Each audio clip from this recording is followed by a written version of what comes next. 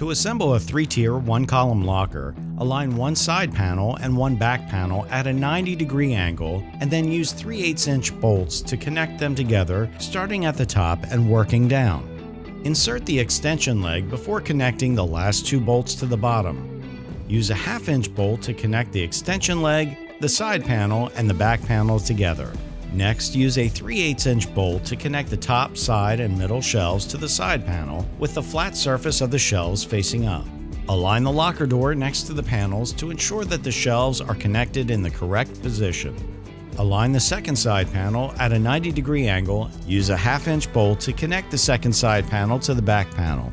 Then use a 1/2-inch bolt to connect the top shelf and the middle shelf. Insert the second extension leg before connecting the bottom shelf. Use a 1/2-inch bolt to connect the extension leg, the side panels, and the back panels together. And use 3/8-inch bolts to connect the locker doors to the side panels, shelves, and back panels. Bolt the inside shelving to the locker door frame. With at least 2 adults, safely stand up the locker onto its feet. Tighten bolts with a ratchet if necessary. Your locker is now assembled.